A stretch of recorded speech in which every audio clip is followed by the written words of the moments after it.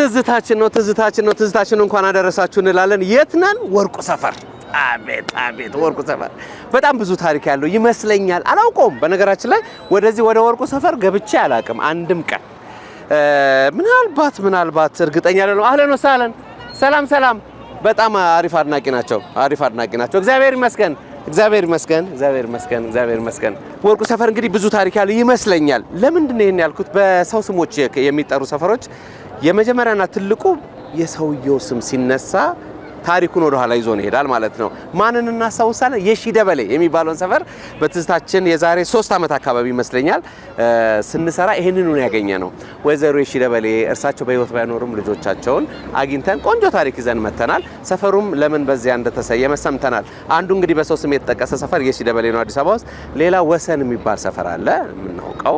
እሱም ጋር ጎራ ብለን ነበር። ወሰን ግሮሰሪ እዚያ ሄደንም ስላተወሰነ የተወሰነ መረጃዎች አንስተን ነበር። ዛሬ በሰው ስም ከሚሰየሙ ወይም ደግሞ ከተሰየሙ ሰፈሮች መካከል ወርቁ ሰፈር ጎራንልን ነው። በነገራችን ላይ ይሄ ከኔ በስተቀኝ የምንመለከተው ከሳሪስ አቦን ይዛችሁ ስትወርዱ ያለው ማለት ነው የመኪና ማሰልጠኛ ቃሊቲ የመኪና ማሰልጠኛ እንደው ሁሌ ያዛን ትዝታ መስራት ፈልጋለሁ። ቃሊቲ መኪና ማሰልጠኛ ብዙ ትዝታ አለው። በእርግጠኝነት እዛ የሰለጠናችሁ ነኝ ጨምራችሁ ብዙ ትዝታ አለው። ግቢው ራሱ ድባቡ በጣም ደስ ይላል። እንዲሁም የቀድሞ መኪኖች ሁሉ እዛ ማሰልጠኛ ተቋም ውስጥ እንዳሉ አውቃለሁ። እና ቃሊቲ የመጣችሁ መኪና ልትሰለጥኑ ወይም ደግሞ መኪና ለመለማመድ የመጣችሁ በሙሉ ወረድ ስትሉ ያለው ወርቁ ሰፈር ነው ማለት ነው። ስለዚህ ቃሊቲ ማሰልጠኛ በዚህ እንይዛለን። በዚህ እነ ናዝሬት እነ ደብረ ዘይት ወይም ደግሞ ቢሾፍቱ አዳማ ደግሞ መንገዳቸው በዚህ ነው ማለት ነው። ወርቁ ሰፈር ሲገባ እንኳን ደህና መጣችሁ የሚለው ደግሞ የኢትዮጵያ ኮንስትራክሽን ስራዎች ኮርፖሬሽን ነው። እርግጥ እንኳን ደህና መጣችሁ ተብለናል። ስለዚህ ወደ ወርቁ ሰፈር እንገባና ትዝታውን እናያለን። ስለምንስ ወርቁ ሰፈር ተባለ እንጠይቃለን።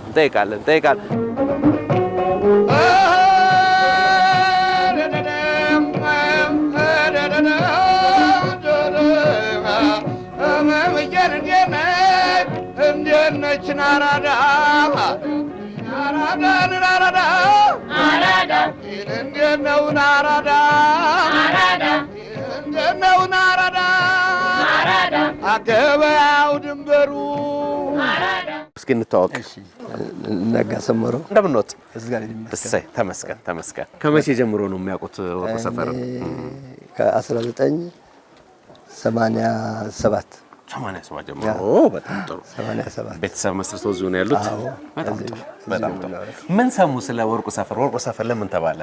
ወርቁ ሰፈር በዛን ዘመን ቤት የቸገረው ሰው ሲመጣ እሺ በቃ መሬት አለ ወሰዱ። እሳቸው የቀበሌ ሊቀመንበር ነበሩ የገበሬ ማህበር። ከተማው ሰው በቤት ችግር ምናምን መጥቶ እዚህ መጥቶ ሲጠይቃቸው በእንትንም አይደለም በቃ በጥሩ እንትን አስተናግዶ ቦታ ሰጡ። አንዳንዴ ሲፈርስም ምን ሲልም ሲለማም እሺ በኋላ ከላይም ከመንግስት አካልም ድጋፍ አገኙ። እንዳይፈርስ ተባለ ቀጠሉ። ከዛ በኋላ ነው አሪመጥ እሳቸው በጣም ባለውለታ ነው። ወርቁ ሰፈር ትልቅ ባለውለታ ናት። ስማቸው ራሱ አንድ ነገር እንዲደረግላቸው ተጠይቆ ነበር። እሺ እንግዲህ ገና በሂደት ላይ ነው። ይገባቸዋል። እውነት ነው። በጣም ይሄ ሁሉ ህዝብ የእሳቸው ናቸው ያሰፈሩት። ወርቁ ከናባታቸው ማን ነው ስማቸው? ወርቁ ደበለ። በጣም ጥሩ ነገር ነው።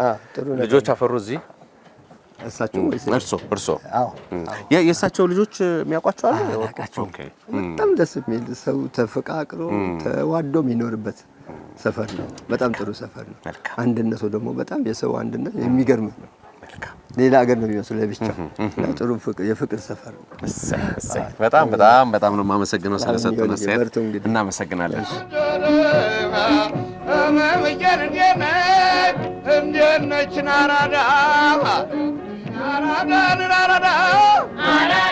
ማልበል ስምን አስጨናቂ አለሙ ያየራል። መልካም አመሰግናለሁ። ወርቁ ሰፈር ለምንድን ነው የተባለው? ወርቁ ደበለ የሚባለው አባ ጆቴ ሰፈር ነው። እሺ የአባቶ ጆቴ ልጅ ነው ወርቁ ደበለ። አባ ጆቴ እዚህ ጋር ነበር ወርቁ ሰፈር። ከዛ ልጃቸው ወደ ወርቁ ደበለ። ከዛ ያንን እኔ አልደረስኩም። ወታደር ነው ይጀመር ምን የሰሙትን ታሪክ ነው። ወርቁ ደበለ ሊቀመንበር ነበረ የዚህ ኤሪያ ውስጥ ማለት። ከዛ ወርቁ ደበለ እሳቸው በነፃ ነው ይሄን እጅን እንደወረወረ ነው እዚህ ሰፈር ያለኝ ድንጋይ ቸር ነበሩ ይባላል። ቸር ናቸው። እግዚአብሔር ያክብርልን። በጣም ነው የማመሰግነው።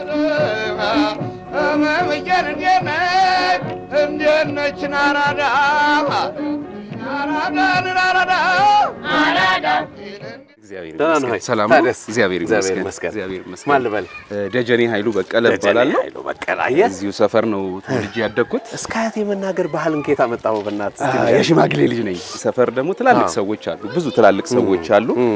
ቢያንስ ወደ 40 ዓመት ከዛ በላይ የሆነው ነው ወርቁ ሰፈር። እሺ፣ በጣም ሰፊ የነበረ ነው። የእርሻ ቦታዎች የነበሩ ናቸው። ሰፋፊ ግቢ ያለው አቶ ወርቁ ደግሞ የገበሬ ማህበሩ ሊቀመንበር የነበሩ ሸር ሰው ናቸው።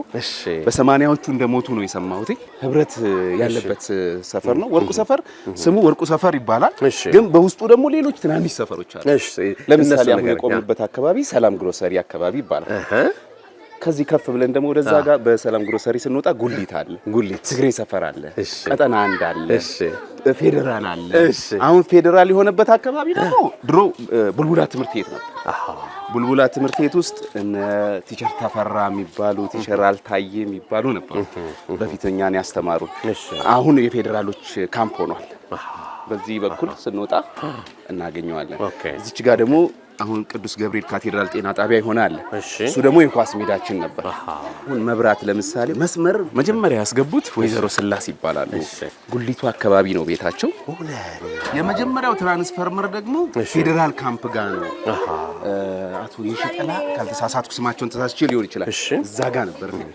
እንደገና ደግሞ አሁን የማርያም ቤተክርስቲያን ያለችበት አካባቢ ደግሞ አሁን ህንጻ እየተሰራ ያለበት አዲስ ህንጻ እየተሰራ ያለ በህብረተሰቡ የተተከለ አባሸቴ ይባላሉ። እሷን የተከሏት ደግሞ አባሸቴ ናቸው ያቋቋማሉ። አሉ አሁን ወደ 100 ዓመት ይሆናቸዋል። አሉ አቦታው አረን ይድላቸዋል። እውነት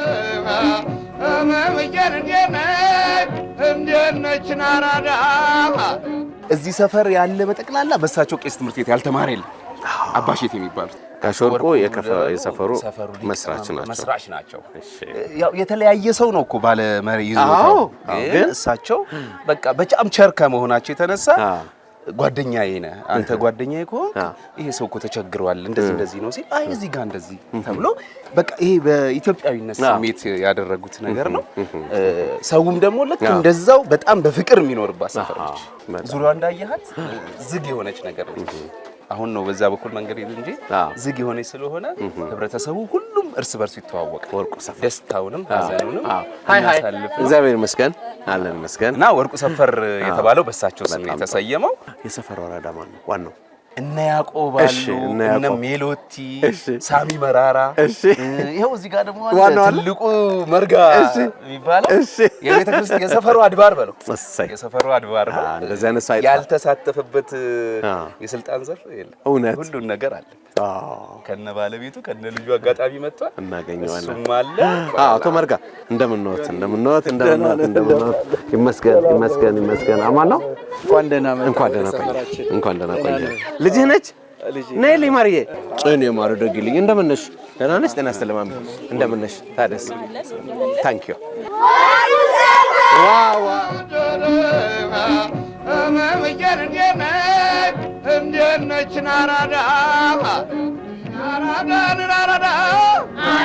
እናቴ ስላገኘሁት ደስ ብሎኛል። እሺ አመሰግናለሁ። በዓል መስለዋል ደግሞ። መቼ ጀምረው መጡ እዚህ? እኔ እርግጥ በ80 ነው የገባ ነው። እሺ ግን ያው ተመሰርተው በ75 ነው። ስለ ጋሽ ወርቁ ምን ሰሙ ታዲያ? ወርቁ ሰፈር ሲባል ወርቁ ሰፈር አልደረስንባቸውም። እሳቸው ምንም ሰንቲም ሳይሉ ወታደሮችን የ10 አለቃ 50 አለቃ ምናምን መውየው ደቂ ያጣን ሲሉ ያው በመስፈሪያ እዚህ አካባቢ ባካችሁ ተብሎ ያው ደበላ ድንሳ ናቸው ዋናው የሸዋ ክፍለ ሀገር ማለት ነው። እዚህ ደግሞ የቀበሌ ሊቀመንበር ተብሎ ደግሞ ወርቁ ደበሎ፣ ጸሐፊ ታደሰ ባልቻ፣ ዳቢያ ረዶ ይባላሉ። እነሱ የገበሬ ማህበር ናቸው። ያው ለኛ እየመሩን ቦታ እየሰጧቸው እንደዚህ ማመኖር። እሺ ያው ገዛ እያለ ነው ረመሰል። በጣም ጥሩ። ስለዚህ በአካል አያውቋቸውም አቶ ወርቁ፣ በታሪክ ሰምተዋል። ልጆች ምናምን አላቸው? ጉስቋም ማርያም። እሺ እዛ አካባቢ ነው የሳቸው መኖሪያ እና እኛ ጋር እዚህ ወርቁ ሰፈር አግባብ የለም። እኛ ስንሰፈር እኛ ምድረ በዳው ላይ ነው። እዚህ የኔ ቤት ደግሞ እዛ ጎተራ መስላ 3 ክፍል ነበረች።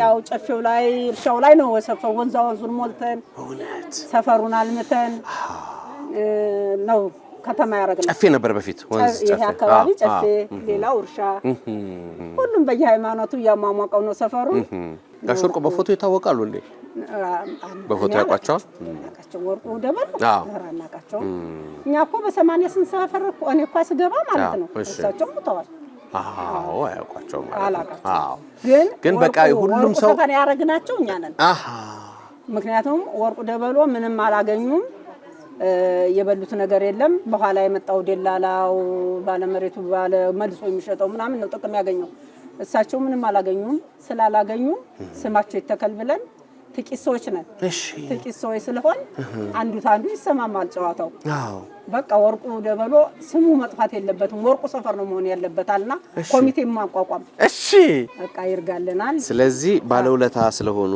ጋሽ ወርቁ ስማቸው ለሰፈሩ እንዲጸና ለሰፈሩ ስያሜ እንዲሆን ያረጋው አካባቢው ዋው ኗሪው እየመጣ የማን ወርቁ ሰፈር በተለምዶ ወርቁ ሰፈር ይባላል በእንተንም ሲነገር በተለምዶ አይኛ ባለ ጥቅም ነን እንደስ ይያል እና አሁን ጸንቷል ወርቁ ሰፈር የኖርን ነው የልጅ ያየንበት አዎ ተመስገን ስለዚህ እግዚአብሔር ይመስገን ክብር ይስፋ አሜን የወርቁ ሰፈር ነዋሪዎች ይኸው መልእክት ያስተላልፉላቸው የልጆቻችን የሚዳሩበት የሚኳሉበት ያደርግልን ተምረው የሚያውቁበት ያደርግልን አገር ሰላም ይሆንልን ገበያ ጥጋብ ይሆንልን በሰላም ያኑረን አሜን አሜን አሜን ይነሱ አመሰግናለሁ በጣም አመሰግናለሁ የወርቁ ሰፈር ዋናው አራዳ ናቸው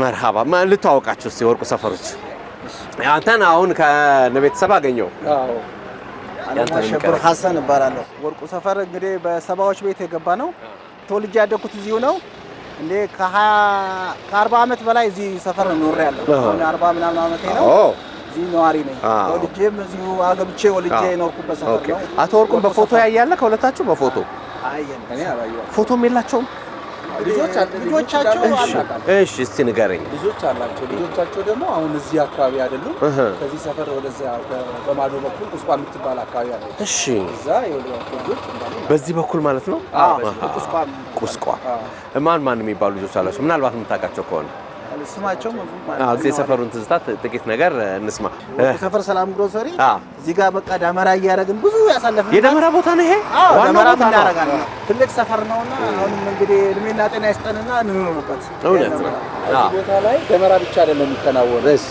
ጥምቀት ታቦት ወጥቶ ዑደት የሚያደርግበት ቦታ ነው የቅዱስ ዮሐንስ ቤተክርስቲያን አለ ሁለቱ ታቦታት በዚህ በኩል ሲወጣ ቅዱስ ዮሐንስ በዚህ ነው የሚወጣው ማርያም ደግሞ ስትገባ በዚህ ነው መስገባ እና እዚህ ቦታ ላይ ዑደት ማድረግ ዋው እና ሰፈሩ የሚታወቅበት ዋናው ነገር እሺ እንደምታየው ደሴት ነው አካባቢው ሌላ የወጣ ነገር ህዝቡ ከጫፍ ጫፍ ይተዋወቅ አንድ መቼም የማይረሳው ሌላ ቦታ ላይ የማታገኘው ነገር ልንገር እሺ ሰው የትኛውም ሰው መጥቶ እዚህ ቦታ ላይ ጉዳት ቢደርስበት በህመም ይሁን በድንገተኛ አደጋ ይሁን የሆነ ነገር ቢሆን ወንዱ ብቻ ሳይሆን ሴቷ ነጠላ አንጥፋ መንገድ ላይ ወጣ ለምና ያንን ሰው ወደ ህክምና ተወስዷል በደግነት አካባቢው የሚታወቅበት ዋናው ነገር በጎ መልካም በጣም ማይረሱ የወርቁ ሰፈር ልጅው ነሳሚ መራራ ነሚሎቲ ዋኘው ነያቆብ ዋኘው ነፍሱን ይባርና አንድ ወንድማችን ሞቷል ኃይላብ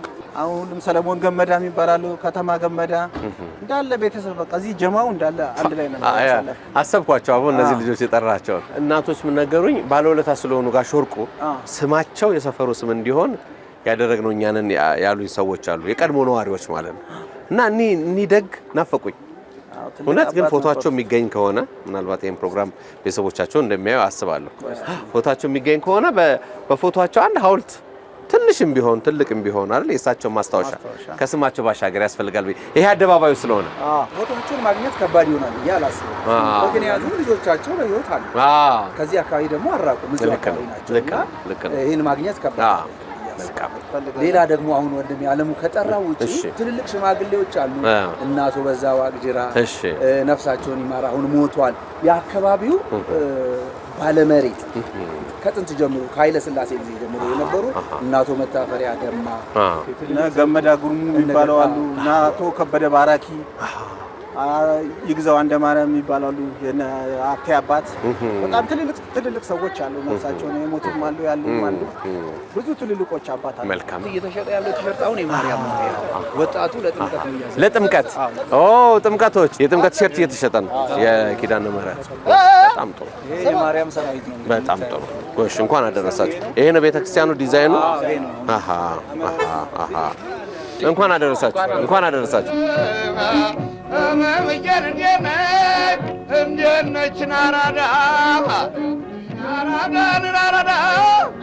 ወርቁ ሰፈር በቃ አቤት በቃ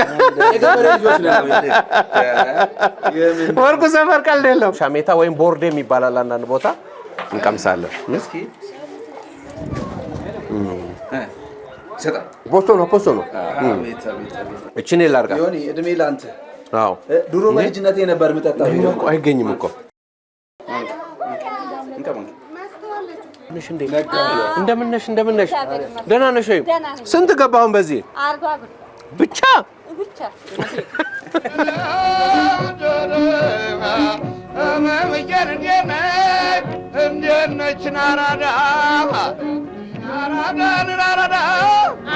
ደህና ናት። ስንት ገባ ይሄ ጌሾ 50 ማለት በስሙን አስካለ ሰፈሩ ምን ይባላል? ወርቁ ሰፈር ጉሊት ጋር ማለት ነው። ጎሽ ነግረውኛል፣ እናታችን ነግረውኛል። ወርቁ ሰፈር ጉሊት ጋር ነው ብለውኛል። ስለዚህ ወርቁ ሰፈር ጉሊት የምትባለው ሰፈር ይች ነች ማለት ነው። ግን ሁሉም አይን ውስጥ የማየው ፍቅርን ነው። በእውነት ነው የምላችሁ። በጣም ትልቅ ፍቅርን ነው የምናየው። ስለዚህ ወርቁ ሰፈርን አብረን እንያት አይደለ? እኔ እንዲህ እላለሁ። አብረን ዙሪያ ገባዋል። ወርቁ ሰፈር ጉሊት ይመቻችሁ። ትስታችን በኢቢኤስ ነው። ከወርቁ ሰፈር እንቀጥላለን። አብራችሁን ቆዩ።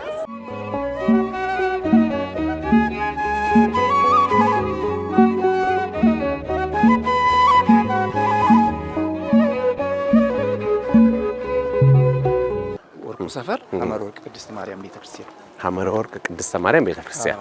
መልካም እሺ። ምንድነው ታሪኩን እስኪ ንገረን ባጭሩ። ምንድነው የሆነው?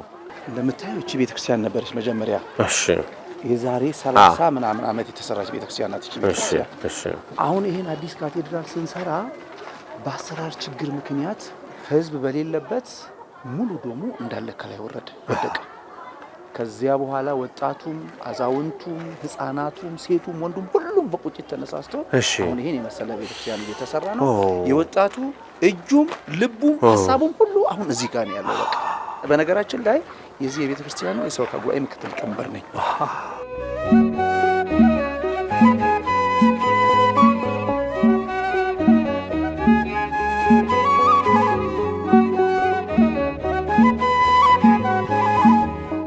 መልካም። እሺ ጤና ይስጥልን ቤቶች፣ እንኳን አደረሳችሁ። እንደምንወት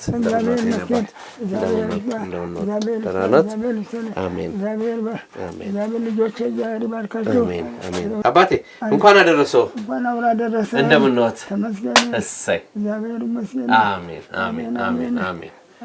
እስቲ ስለ ቤተክርስቲያኒቷ ታሪክ እስቲ ባጭሩ ይንገሩን። ሐመረ ወርቅ ብዬ ያስተካልኳት ሰና ስትቋቋም እኔ አባ ጳውሎስ በነበሩበት ዘመን በዚያን ጊዜ ነበረና እቺን ቤተክርስቲያን ያቋቋምኩት። ህልም አይቼ በህልሙ ተወልጄ ህልሜንም ሽማግሌ እየጠየቅኩ ምናምን እያልኩ። ስንት ዓመት ሆናት ማለት ነው ቤተክርስቲያኒቷ? 82 ዓመተ ምህረት ነው። ልጆቼን እያስተማርኩ ጠዋት እዚያ ሌሊት በሌሊት ሄድና ያንን እያስተካከልኩ ህዝቡን የገላንጉራን ህዝብ በሙሉ እያስተማርኩ አመጣኋቸው። በእንደዚህ ነው የሰራሁት ልጄ። ከዚያም በኋላ ለአባታችን ለአባ ጳውሎስ ተናገርኩ። እሳቸው ነው ሁሉ ያደረጉልኝ። መሰረቱንም ጥለው መንበሩን ሳሰራ የእሳቸውን ቆብ አድርጌ አሰርቼ አስቀድሼ ነው በዚህ እችን ቤተክርስቲያን ያቋቋምኳት። እንኳን ለዚህ ክብር አበቃው። አሜን። ስለ ሰፈሩ ታሪክ እስኪ ንገሩን። ስለ ወርቁ ሰፈር ታሪክ የሚያውቁትን። ቀደም ብለው ቦታ የመሰረቱ የእሱ አባት የኔ ጓደኛ መንበረ ስላሴ አበጋዝ ይባላሉ። የሱ አባት እና አብረን አደግነን አብረን በትምህርት ቤት የሚያደግነን። ወርቁን ያውቋቸዋል?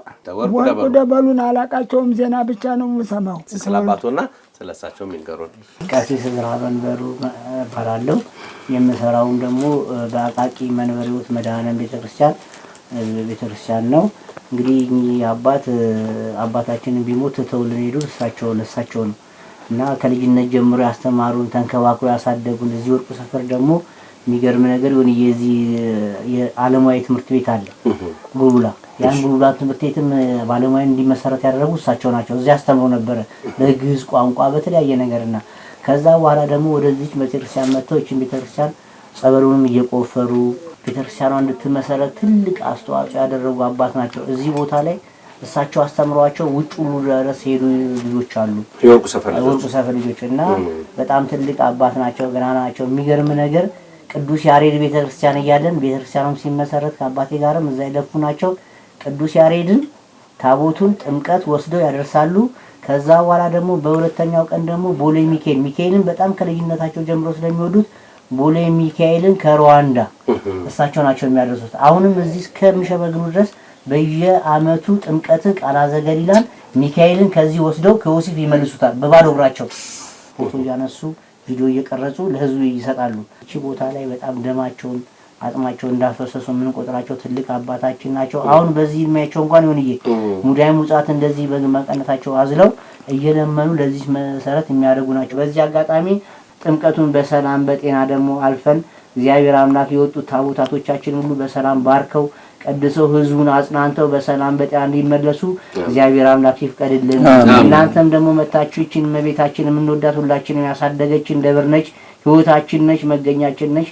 እቺን ቤተክርስቲያን ደግሞ መታችሁ እንድታቀርጹ ያለውን ነገር እንድታረጉ እናንተንም በረከት እንድታገኙ የጠራቻችሁ ታቦቷ የጥንት ነችና እግዚአብሔር አምላክ ምን ብዬ ልናገር ከአቅሜ በላይ ስለሆነ ነው ያልተዘጋጀሁት የእግዚአብሔር ስራ ነውና እግዚአብሔር እኛን አባት አሁን ሁላችን የምንመኘው እቺ ታቦት ተመርቃ አንድ ቀንም ቢሆን አሐዱ አብ ቅዱስ ብሎ እንደምን ማቆመን ቀድሰው የስሙን አቆሮ ቢሞቱም አይቆጫቸውም። ይሄን ነው የሚመኙትልኝ እና እግዚአብሔር አምላክ ይስጥልኝ። እግዚአብሔር ያክብርልን። ለብርሃነ ጥምቀቱ እንኳን አደረሳችሁ ልጆቼ። በነገራችን ላይ ማለት ነው ይሄንን በራሳቸው ወጪ ነው የሚያሳትሙት። ከዚያ በኋላ እቺን 50 ብር ይሸጣሉ። ሌላም ደግሞ ሙዳየ ምጽዋት እዚህ አንገታቸው ላይ አንጠልጥለው ዛሬም ድረስ ያቺን ህንጻ ቤተክርስቲያን እቺን እየሸጡ ያሰራሉ። ከጥንትም ጀምሮ እንደዚህ ነው የሚያደርጉት። አሁንም እንደዚህ ነው የሚያደርጉት። እድሜያቸው እንግዲህ እንደምታያቸው ነው። ስንት ነው ታውን አባቴ? 90 ዓመት። አሁን የተማሩ ፎቶግራፍ ማንሳት እኔ የተማርኩት አንድ ፈረንጅ ተስቶ ጎረቤት የነበረና ልጁን እያስተማርኩለት እዚያ ያሬድ ሆኜ በኋላ ልጄን አስተምሮልኛል ብሎ ካሜራ ሰጠኝ እና በዚያ ወዲያው ለመድኩና በሱ ቤተ ክርስቲያኑን ቅዱስ ያሬድን ያሰራሁት እኔ ፖስት ካርድ ተብሎ ያንን አሰርቼ አዲስ አበባን በሙሉ እየዞርኩ በየደብሩ አሶስኝ ሳበቃ 3000 ብር ያሰራሁት እኔ ነኝ። እንዲያው ማንም እንጨቱ ሁሉ ሳይናገር አይቀርም እንኳን ሰው እና ደግሞ እምድር ባቡር ኩባንያ ሰራተኛ ስለነበርኩ ደግሞ ወደ ጅቡቲ ደግሞ እንደ ልቤ ነበር የምሄደው እና 7 ዓመት ሰርቻለሁ። እምድር ባቡር ኩባንያ ሎሪ አብራሪ ነበርኩ። ሎሪ የዕቃ የሚጓዝባት ነዳጅ አላት። በሷ እየበረርኩ ተዚህ ውልንጭቴ ድረስ ጅቡቲ ቤት ድረስ ሄዱ በምንባልበት ጊዜ በርሬ በ2 ቀን ደርስ ነበር። እዚህ ወርቁ ሰፈር ተገኝተን እንግዲህ ቤተክርስቲያኑ ጎራ ብለን በዓሉም ያው የጥምቀት በዓል ስለሆነ ጥሩ አጋጣሚ ነው ይሆነልን እና እኒህ አባት ለወርቁ ሰፈር በጣም ባለውለታ ነው። ሁሉም መስክረዋልና በጣም የደነቀን ደግሞ እኛ ይሄ ሁሉም እንታዩት የእሳቸው ፎቶግራፍ ውጤት ነው። ምርጥ ካሜራማን ናቸው ማለት ነው አባታችን። እድሜን ከጤና ይስጦ። በእውነት እቺ ቤተክርስቲያን አልቃ ስጋው ደግሞ እንዲቀበሉ እንዲቀድሱባት ያው እኛም እንመኛለን ከልጆቹ ጋር አብረን ማለት ነው። ይሄው ስጦታ ተሰጥቶናል። እጅግ በጣም ነው የምናመሰግነው። እግዚአብሔር ያክብርልን።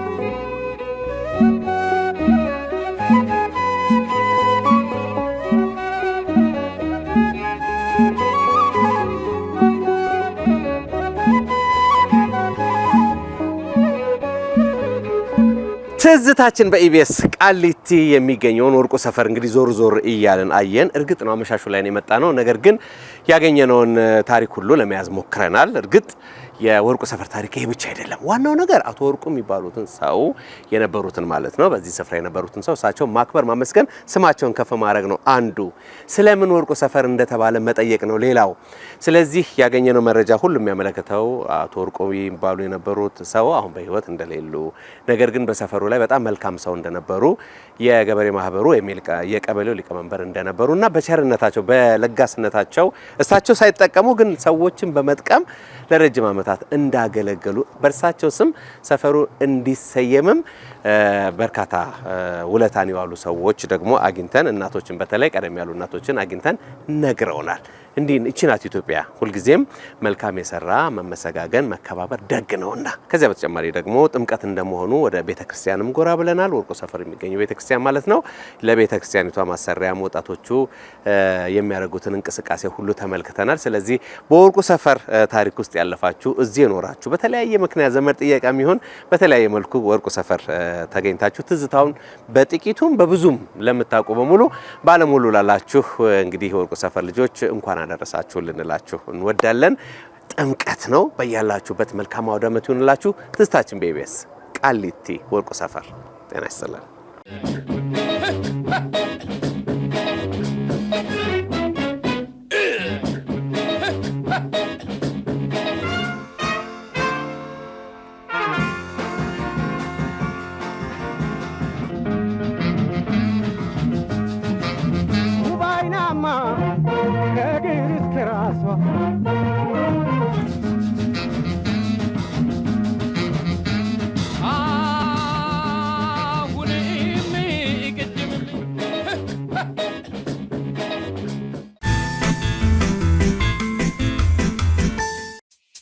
ውድ የኢቢኤስ ቴሌቪዥን ተመልካቾች፣ ይህ በስክሪኑ ላይ የምትመለከቱት ትክክለኛው የፌስቡክ አካውንታችን ነው። እንደተለመደው በፕሮግራሞቻችን ላይ ያላችሁን ገንቢ አስተያየት እየጻፋችሁልን ላይክና ሼር ማድረጋችሁን ለማስታወስ እንወዳለን። ኢቢኤስ ቴሌቪዥን የርሶ ቀዳሚ ምርጫ።